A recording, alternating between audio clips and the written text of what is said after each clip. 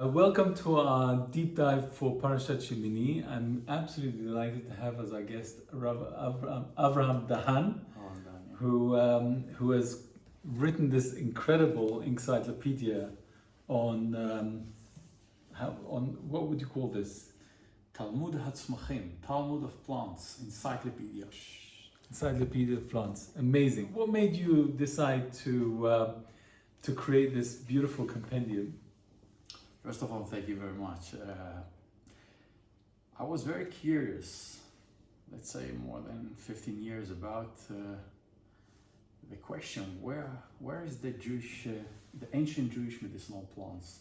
Why the Chinese or the Indian or the Persian or the Greek, they have amazing tradition of the ancient medicinal plants, and when you ask about the Jew about this subject, they will tell you Rambam. And I will say, okay, Agroisa Mitzia, what is that Rambam? When you say Rambam, what is give me? Nothing.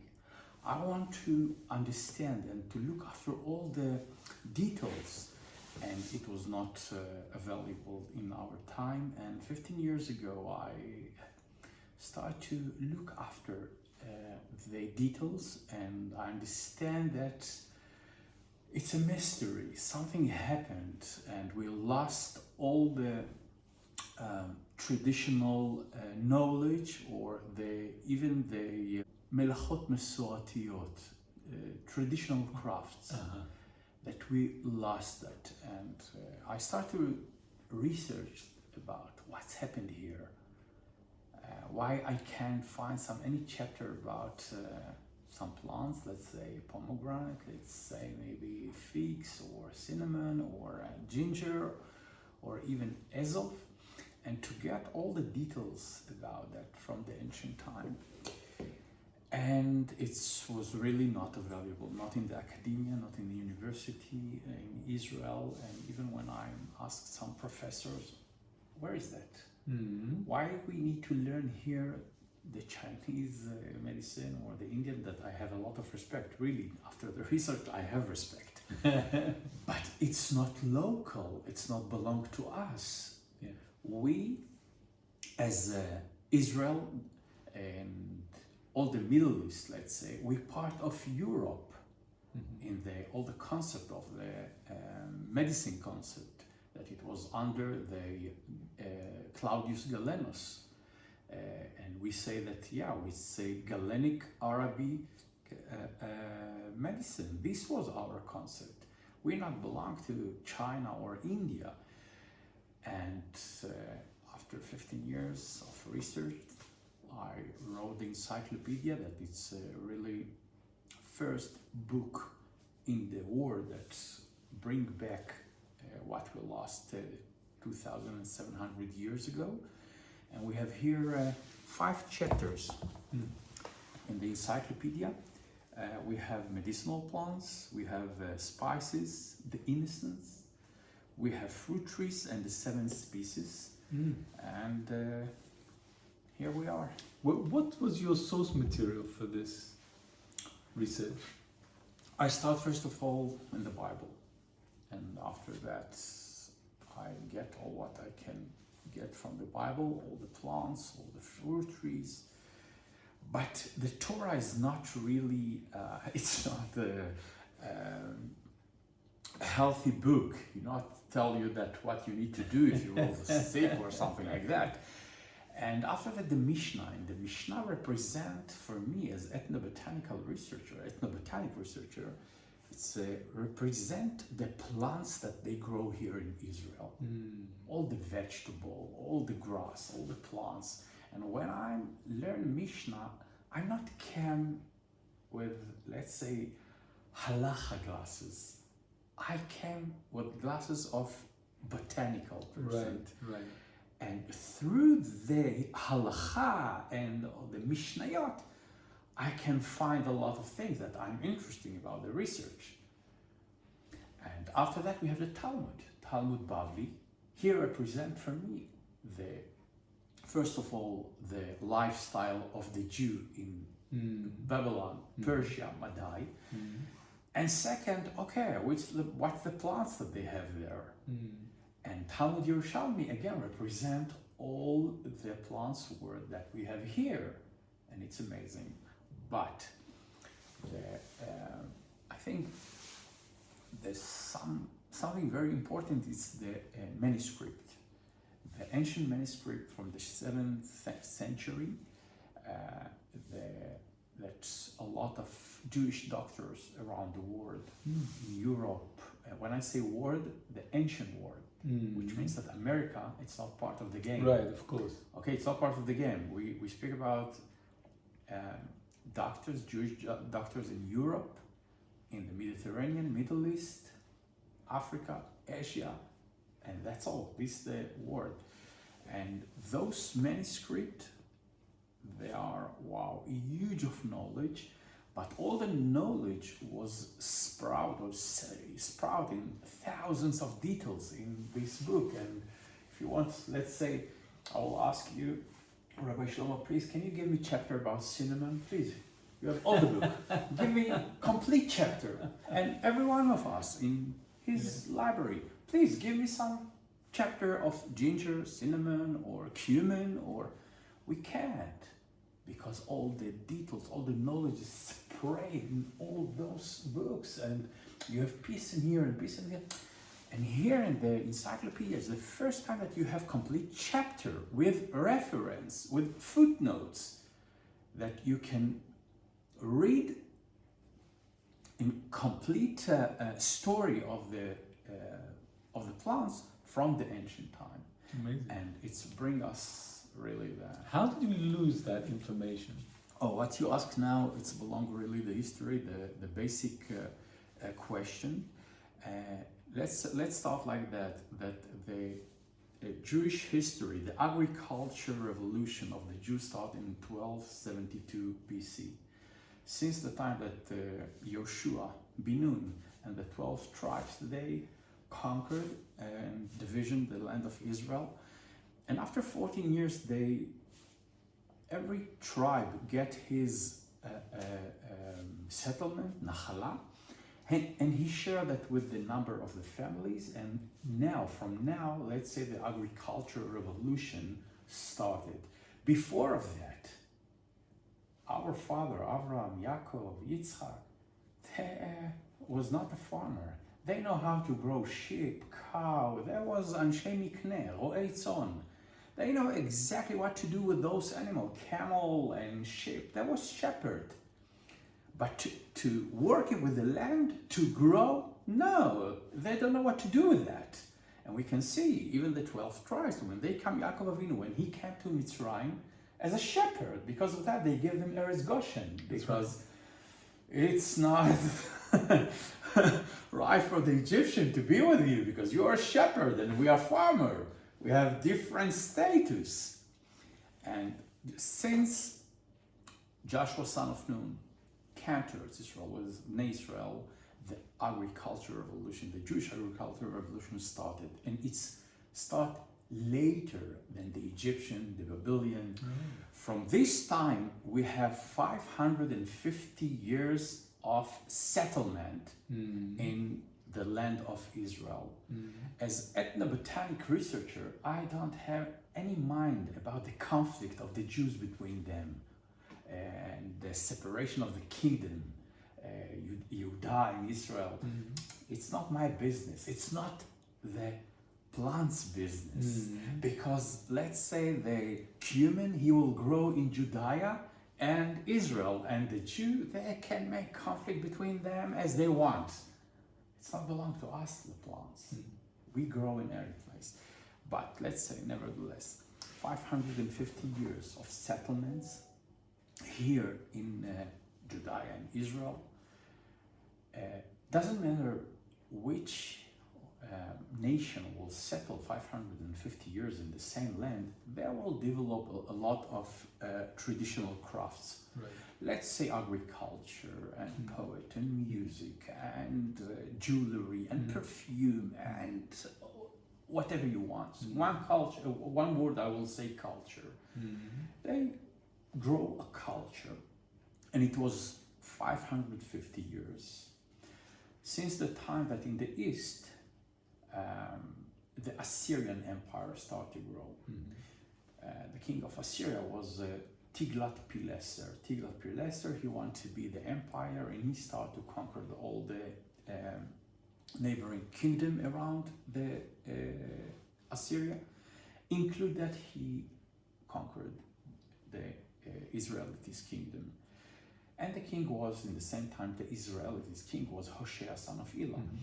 And okay, 10 years, the Israelites kingdom was under the empire, the Assyrian empire, but after 10 years, Hoshea, son of Elah, he led a rebellion against Shalmaneser.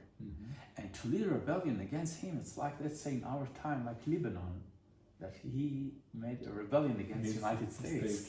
Wow, it's like something you can't even, like Hezbollah or in United States. Okay, it's not fair fight. Okay, 2 years and a few months after that, the Assyrian army came to here to the Israelites kingdom, and he conquered.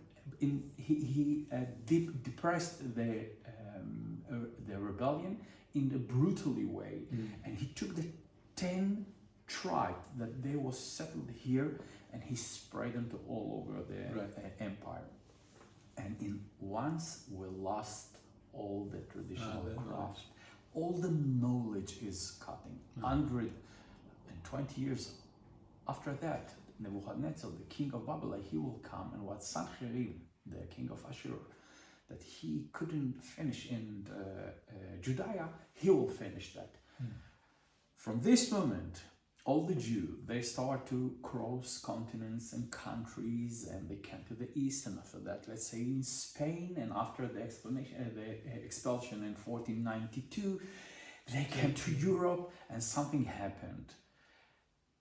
As not as the Christian and the Muslim, that they want to be colonial, they want to be empire. The Jews, they don't have that. They don't have this ambition, and they start to develop or to grow from them a lot of doctors, huge doctors.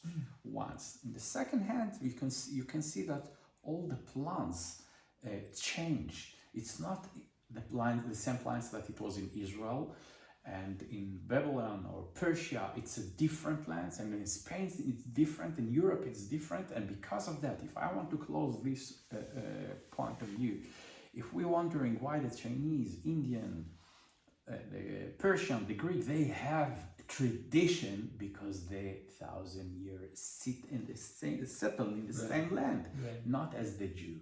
Because of that, we lost a lot of knowledge, and here I collect again. In 15 years, it was more than 350,000 details that was need to be collected to be like some mosaic and amazing. And do you feel that our bodies today are the same as it was at the Talmud times, and the plants are the same as the same?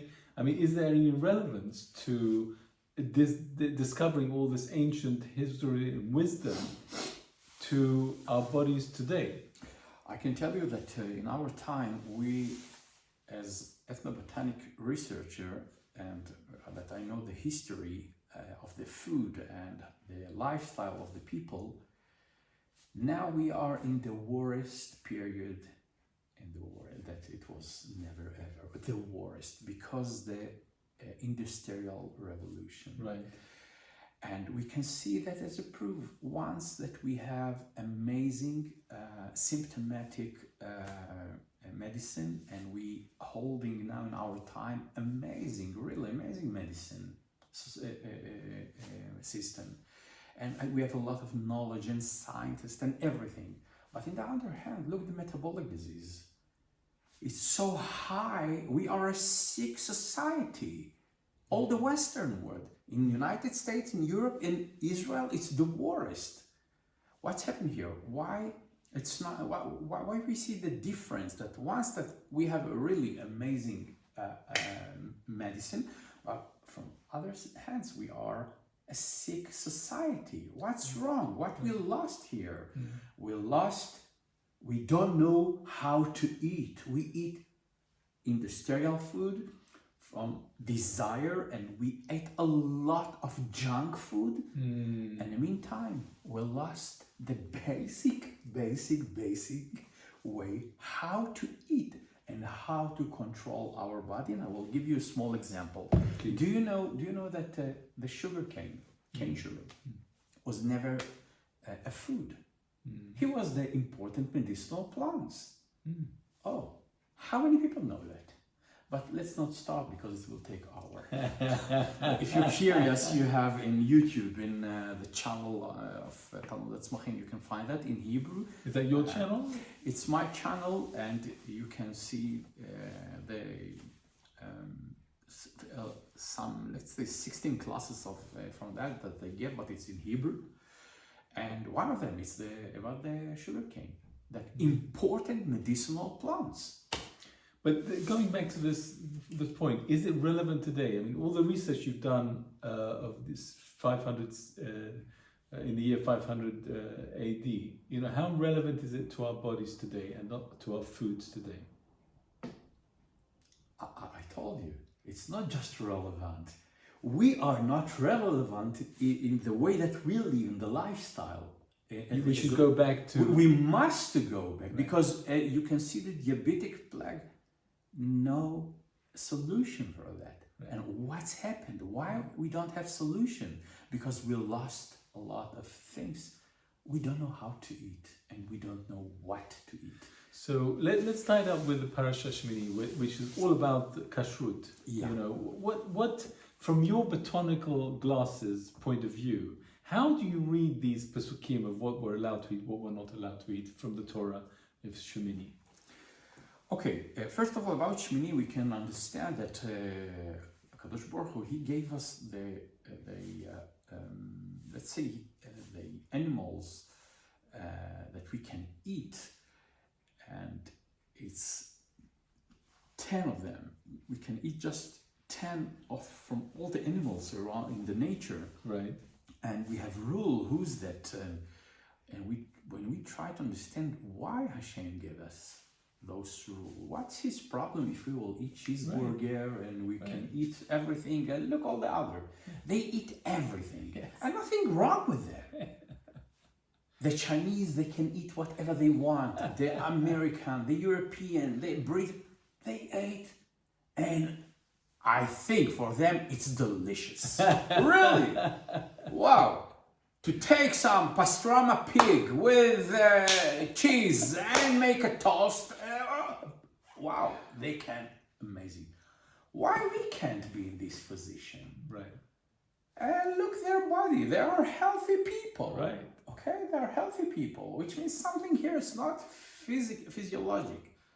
It's a spiritual. It's spiritual, and Hashem say that.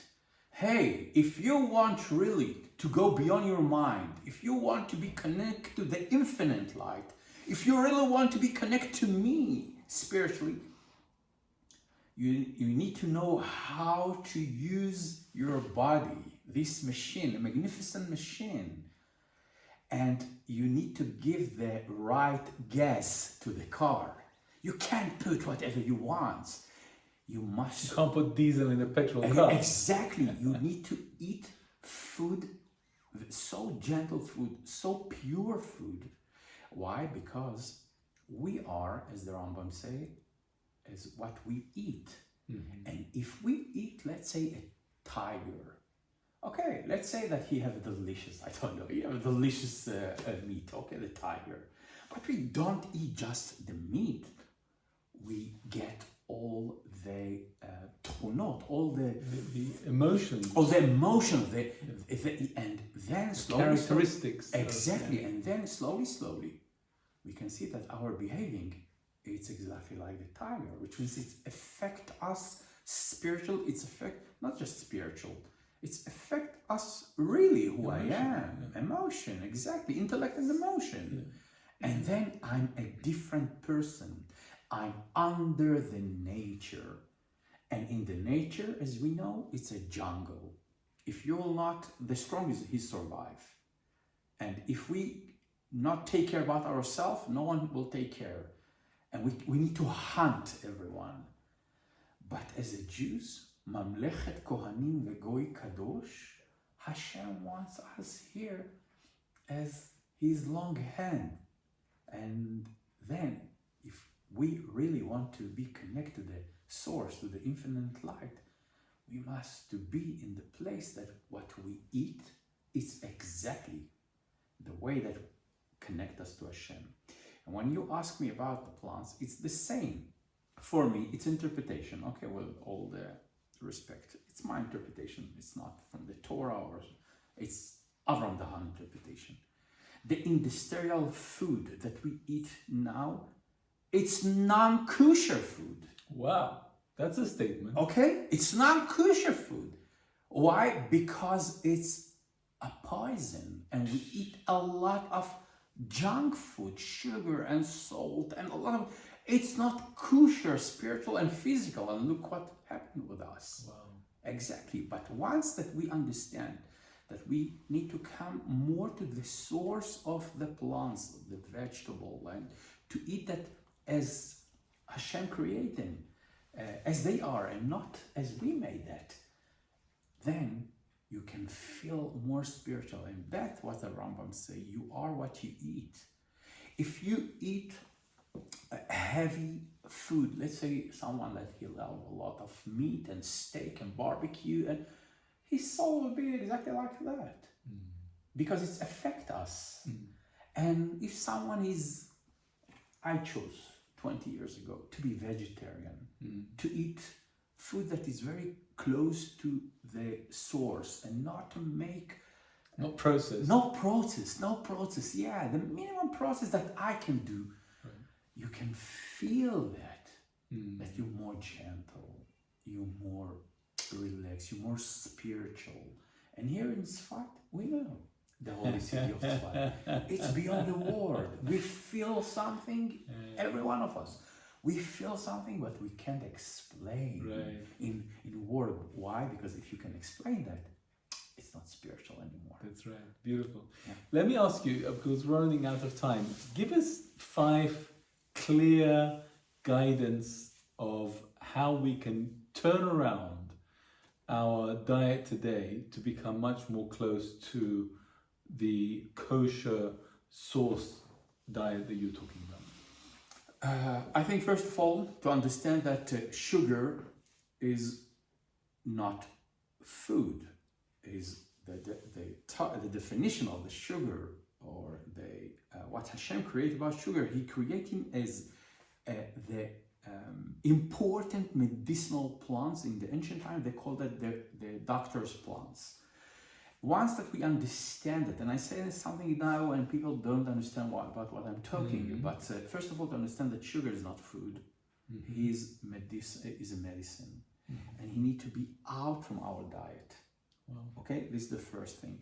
The second, we need to know that everything that affects our insulin to be more than 4, level 4, it's really not healthy for us, because it's not give to the body to start to use about all the energy that he had.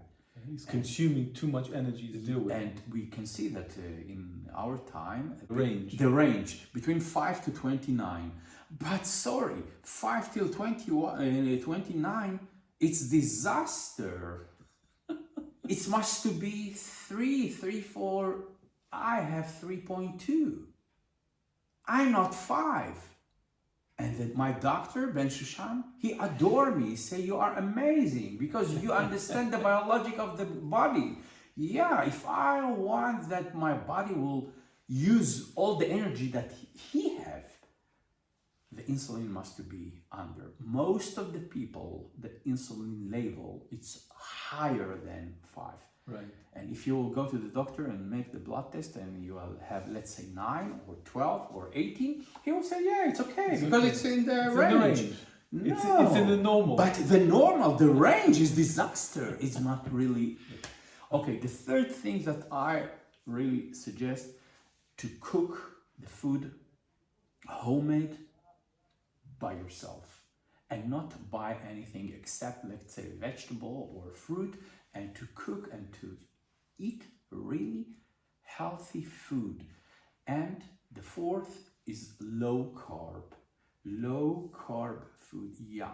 The carb, they are trigger the insulin, and again, it's bringing us more than 5, and then we are in some disease and metabolic and balagan. Which means that we all the time need to keep the insulin under 5, under the minimum. And we have to understand, in this the fifth, if we say, let's say, barley, it's a superfood. No word of superfood.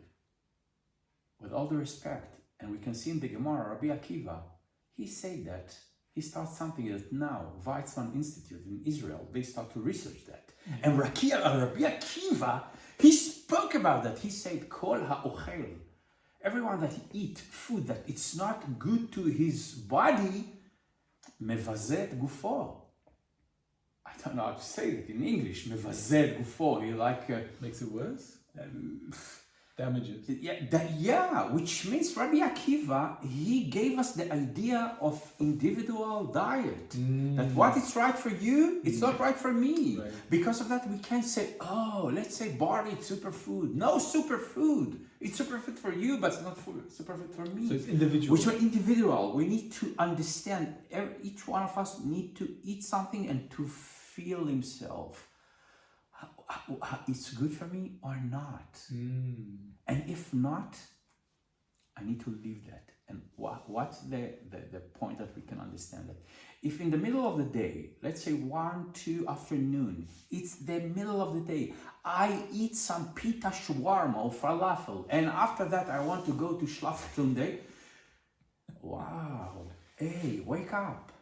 The body, he give you some signal. No, I must to switch you because I need to deal with a lot of stone that you gave me and it's not for you. Which means each one of us, when we eat something and we want to sleep 5-10 minutes after that, the food is not right for me. Something in the food is not right for me. Which means the middle of the day, afternoon, I must to be so energetic. What is that I need to, and we know that. People, I don't know that. I knew that in my history, but not anymore. If I will take 1 tablespoon of white rice, and I will eat 3 hours, I'm sleeping in the couch. Wow. And 25 years ago, I stopped that. I said, no, rice is poison for me. So give us an idea of what your diet is in the day, like your breakfast. I your think lunch, you need to come to Shabbos table here with us as we we hosting every Shabbos. And, that's a great idea. Really, and to see, and it's first of all it's vegetarian, vegetarian meal, and second it's some simple product that we make a delicious thing from simple vegetable, fruit. And it's, let's say it's a simple food. We're not we not start to make some novel cuisine or to be a chef. No, simple food. We give to the flavor of the vegetable to bring themselves. And that's all. Beautiful. When are you translating this into English? I can tell you that my beloved wife, Lele, that, as you know, that she's from South Africa and she's just English speaker, and my English is came from the marriage. I asked Hashem, please, for the Shalom Bayit. Shalom Bayit, open my mind because I didn't know. 5 years ago, I didn't know 1 word in English. Wow. And I asked Hashem, please, about the Shalom Bayit. And she said, Avraham, please, you must translate it. You must try. And we try to look after translator in United States, and some people try to help us to find, but till now, unfortunately, that every one of the translator that he gets some chapter, he said, no, it's something, it's not simple. It's not simple because we have here a lot of different style of text and a lot of footnotes, and it's not easy. And if we have here in Hebrew 350,000 words, as you know, in English we need more than 35% more word in English to say what I want to say in Hebrew. Right. And then we have almost 500,000 English word that is make the project. Wow, it's a lot of money, and we need to find some sponsor for that. Please God, you'll be blessed to That's do that. Just one final word as we read the Pesukim in Shimini on the foods. What lens should we be looking at it through, in your opinion, to really understand it today? How should we look at these words today and relate to them? If I understand what you mean, it's very simple, because Hashem said that. He said, Kedoshim tihiyu ki kadosh ani. You need to be holy because I'm holy, and because you're part of my light. If we want to connect, it must be it's so simple. He said that in Parashat Shimini. All the reason why he gave us the rule of the kashrut is for one reason: to be connected to the infinite light, and that's all. Which means when we eat kosher food, we not make some favor to Hashem. It's privilege, because Hashem tell us the way that we can be connected to the infinite light. And we can choose the meaning. We want to choose, we will eat kosher. We don't want, we will eat kosher. That's all. Avraham, thank you so much. You've been an absolute pleasure. May Hashem bless you to translate it into English and many other languages. Why not? And yes, I'm definitely going to accept your offer to come for Shabbat meal. Let's confirm after Pesach, and you're welcome. And I think you will understand, not just in theory, you will understand exactly. And please God, I'll report back to you what I've learned. Thank you so much. God bless. Bye bye.